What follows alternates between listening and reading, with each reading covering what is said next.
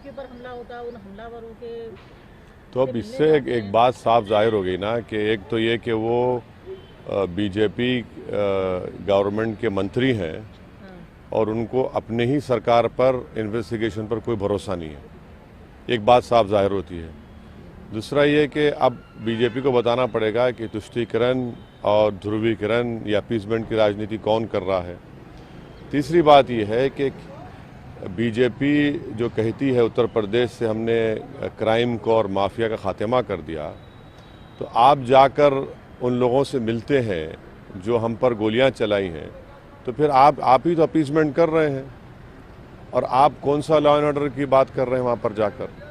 तो ये तीन चीज़ें हैं जिससे बीजेपी एक्सपोज हो जाती है और इसीलिए हमने कहा कि हमको जेड कैटेगरी की सिक्योरिटी नहीं चाहिए, हमको ए कैटेगरी का आप सिटीजन शहरी बनाइए।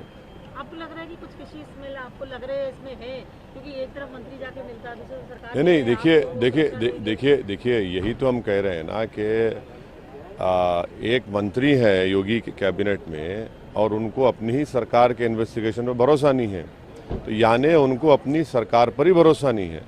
और दूसरा ये है कि बीजेपी जो कह रही है कि क्राइम माफिया ख़त्म कर रहे हैं, तो ये क्या है फिर आपका? आप लगता है एक वर्ग का एक अपीसमेंट की कोशिश हम कह सकते हैं। ये बीजेपी को बताना पड़ेगा। इसीलिए हमने कहा कि हमको जेड कैटेगरी नहीं चाहिए, हमको ए कैटेगरी का शहरी चाहिए। एक और इशू है, बीजेपी की एमपी है साध्वी प्रज्ञा, इनका कहना ये है कि हिजाब को लेकर के इन्होंने कहा है कि बाहर हिजाब पहनने की जरूरत नहीं है, बहुत सुरक्षा अब है। देखिए अब देखिए उनके ऊपर जो है मालेगांव बम ब्लास्ट का केस चल रहा है। उन्होंने एक ऐसे देशभक्त को जिसने पाकिस्तान से आए हुए टेररिस्ट से मुकाबला करते हुए अपनी जान की अजीम कुर्बानी दी, हेमंत करकरे के बारे में उन्होंने उसका नाम शनाब उनके बारे में बोला। उन्होंने पास में गुडसे की तारीफ़ की। तो यही इनका इंट्रोडक्शन है, यही इनके बारे में तारुफ बोलते हैं ना, वो है। इस पर ज़्यादा कुछ नहीं कह सकता मैं। ये कहना कि घर में पहनो बाहर में पहनो, नहीं अब ये मैंने इन्होंने जो पहले जो बयानात दिए, वक्तव्य दिए, सब आपके सामने रख रहा हूँ और ये जनता तय कर लेगी। हिजाब को अननेसेसरी एक आपको लग रहा है कि कुछ कंट्रोवर्सी का इशू बनाया जा रहा है। हेमंत बिस्वा का भी कहना है कि इस्लाम जो है हमको बेटर एजुकेशन की बात करता है, वो नहीं कहता है कि आप हिजाब अब देखिए, इस्लाम मुझे सीखना है तो मैं किसी इस्लामिक उलेमा से, स्कॉलर से सीखूंगा ना। मैं इन लोगों से तो इस्लाम नहीं सीखूंगा। हम इनसे ये कह रहे हैं कि आप संविधान में जो फंडामेंटल राइट्स जो दिए गए हैं भारत के हर नागरिक को, उसको आप दीजिए। और ये जो कर्नाटक में हिजाब का जो इशू खड़ा हुआ, वो बीजेपी ने उसको खड़ा किया है। वो 6 लड़कियां तो पहले से हिजाब पहन कर आ रही थी, वो न अभी नहीं शुरू किया था उन्होंने। तो अब पहले से आपने उनको खामखा आपने एक रूल बनाया और उनको रोक दिया, और वहीं से वो तनाज़ा बीजेपी ने खड़ा किया, कंट्रोवर्सी बीजेपी ने खड़ा की है। और अगर वो कोई लड़की अगर हिजाब या निकाब या दुपट्टा या जीन्स पैंट पहनती है, तो इससे इन लोगों को तकलीफ क्यों हो रही है? तकलीफ आपको क्यों हो रही है? इससे आपको किसी को हार्म हो रहा है? भाई सर पर अगर कोई पहन रहा है तो इस पर हार्म तो नहीं होना चाहिए ना। और वो कहाँ जा रही हैं?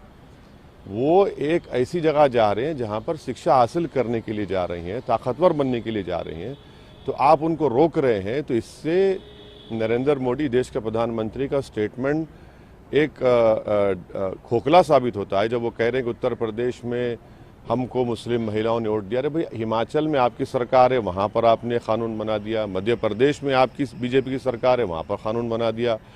कर्नाटक में आपकी सरकार है, तो आप मुस्लिम महिलाओं को उनकी सुरक्षा छोड़िए, उनको तो आप एम्पावर भी करना नहीं चाह रहे, उनको तालीम के जेवर से आरास्ता नहीं देखना चाह रहे हैं। तो ये असल बीजेपी का चेहरा है जो देश देख रहा है। साध्वी प्रज्ञा हो या हेमंत बिस्वा हो, जो एक खुद इस तरीके की बात करना कहीं ना कहीं, वो तो बीइंग अ वुमन अगर इस तरीके की बात करते हो आपको नहीं, मैंने उनके बारे में जो कहना था कह दिया मैडम। आप हेमंत बिस्वा अगर कैसे, हाँ, हेमंत बिस्वा अगर ऐसा कह रहे हैं वो नहीं वो तो आसाम के मुख्यमंत्री हैं, वो तो बहुत कुछ उन्होंने बोल दिया है सबके बारे में। और उनको ये समझना चाहिए कि भारत का मुसलमान जो है वो इंडिजीनियस है, वो तो वो समझ नहीं पा रहे हैं, बस बके जा रहे हैं और क्या कर सकते हैं। अब 2 फेजेस का चुनाव हो चुका, 5 का बचा अभी जाना है। अब आप कैसे देखते हैं, बहुत लास्ट सवाल है। अच्छा रहेगा इंशाल्लाह। हमारी पार्टी के लिए, हमारे भागीदारी परिवर्तन मोर्चा के लिए बहुत अच्छा हुआ है दोनों फेज़ में, और आगे भी जो 5 फेजेज़ हैं वो अच्छा रहेगा हमारे लिए। हमको उत्तर प्रदेश की जनता देख रही है, ख़ास तौर से पिछड़ा समाज, अति पिछड़ा समाज, जो सामाजिक न्याय की जो लड़ाई लड़ रहे हैं बाबू सिंह कुशवाहा के साथ हम लोग, और अल्पसंख्यक समाज, मुसलमान, सब देख रहा है कि कैसे, चाहे वो बीजेपी हो, समाजवादी हो, बसपा हो, ये तो अपनी ज़बान से भी मुसलमान का या अति पिछड़ा का एम्पावरमेंट की बात करने से कतराती है।